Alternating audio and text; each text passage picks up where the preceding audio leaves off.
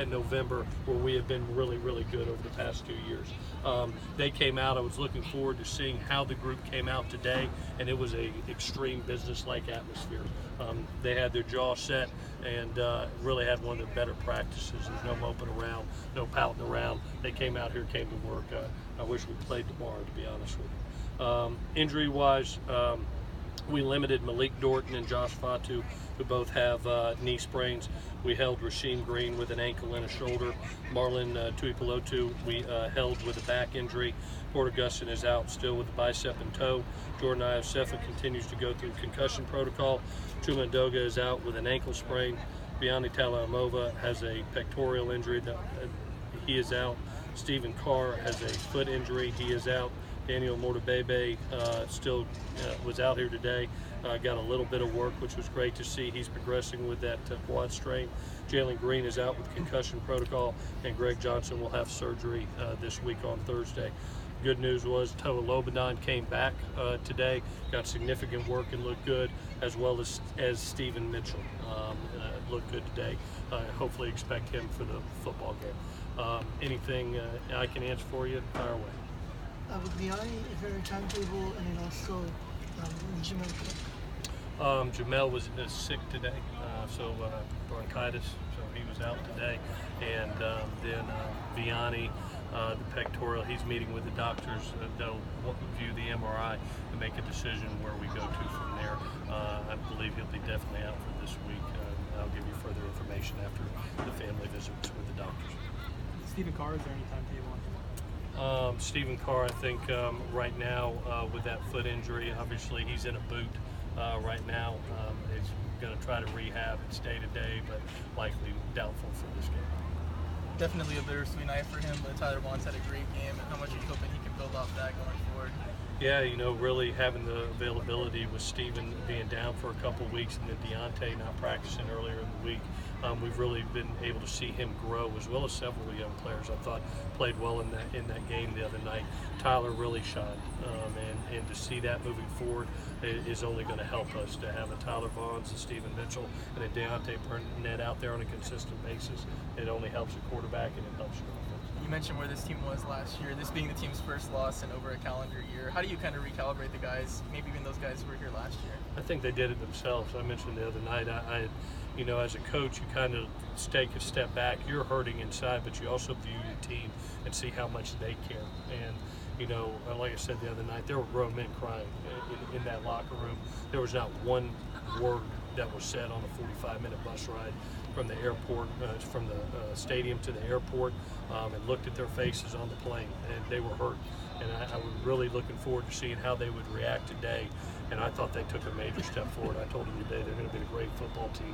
Not what happens to you, but how you react. And the fact of the matter is we're 4-1, and for the first time in a long time, at the end of September, we control our own destiny. We're not hoping for anybody else to win or a game to go one way or the other. We have to go out and do our job, and every goal that we have out there is there. Even before this past weekend, all the injuries, the offense has regressed. How concerned are you about the way you guys have been playing for a few weeks now? I'm hoping. There's always roller coaster rides in the season. I look at an offense that's scoring, you know, basically 35 points a game and about 460 yards a game. We were at, I think, 477 last year, so it's a little dip. I think it'll pick back up as, you know, we get a couple people healthy and we progress as an offense. What you want to be able to do is get better and better each year, and better each game. And as a coach, you evaluate where you're at. Are we better from last year to this year? Yes. Do we need to improve from the month of September to the month of October? Yes. There's a lot of things to correct. I'm not going to BS you. And I know that T and that group will get it done. I have utter faith that they're going to get it done. There's great players on that offense that care, and T and his staff are unbelievable coaches, and I expect us to progress in the month of October without question. When you say you expect T and those guys to get it done, how involved are you with that process? Oh, I'm an offensive coach by trade, and you can tell I'm out here. I'm going to help every kid I can, whether it's an offensive kid, a defensive kid, even on special teams. I love to coach. I don't like to be my hands in my pocket. If there's something that I can view, I sit down with Clancy each week and go through the game plan. I sit down with T and go through the game plan. I sit down with Bax and go through the game plan. I give them my thoughts, my opinions on which avenue to possibly go, and then trust them and to make the choice that they feel is best for our unit. I think that's what a great leader does, is trust the men that are around him. But also, I like to coach. I mean, I like being around kids, and I like any opportunity I can. I'm going to do it. Where's my strength? My area of strength, obviously, is offense, so I tend to lean more towards that. Is there an area on offense where you guys think you can make a big stride or anything? Yeah, I think right now in two areas. One, the growth of young linemen. You know, when you have two true freshmen out the other night, and Clayton, who's really making his first significant play. Obviously, those kids are going to get better with each and every experience. And then the growth of the wideout core. I think, you know, Deontay's been a stable force. Where Stephen Mitchell came out of the gate really hot, and really excited to get him back and to see the emergence of Tyler. I think that group's going to grow forward. Hopefully, we also gain some experience and knowledge at the tight end position. I think about those two true freshmen out there in Josh and Eric Cromanhope right now. They're getting better with each game. So at the end of the day, you want to look up as a coach and look up and see where you're at, you know, at the end of October, the beginning of November, and hopefully you're playing your best football at that time. We're going to need to. We're in a conference race right now with getting ready to go through the heart of the Pac-12 South Conference, and you can't lose a Pac-12 South game. We learned that last year.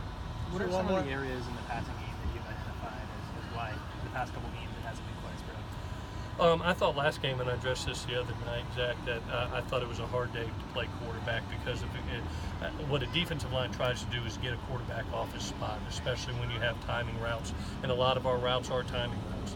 And you know, when you're moved off your spot as a quarterback, that window opens and it closes in a hurry.